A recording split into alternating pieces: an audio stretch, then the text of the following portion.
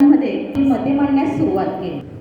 वैचारिक तार्किक क्षमतेचा विकास, भाषेची जाण, त्यामुळे भाषण कौशल्याच्या ओळखीनं त्यांना वकिली व्यवसायाकडे वळवलं. त्यांनी कोल्हापूरच्या शहाजी कॉलेजमधून LLM केलं.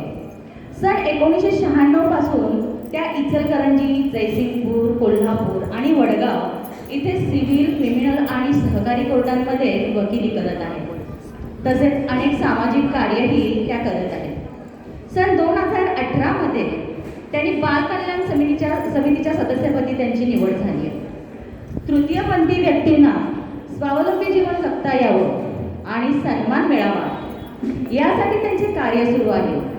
इचलकरंजी सारख्या छोट्या गावात 250 ते 300 तृतीयपंथी व्यक्ती राहतात.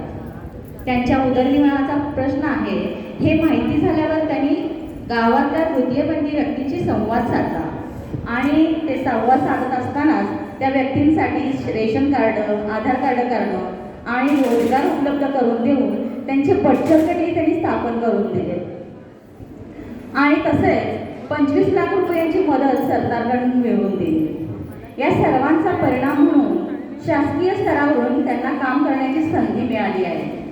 जून 2020 मध्ये महाराष्ट्र राज्य तृतीयपंथी कल्याणकारी मंडळाच्या सदस्यपदी कायदा प्रतिनिधी म्हणून त्यांची निवड झाली आहे.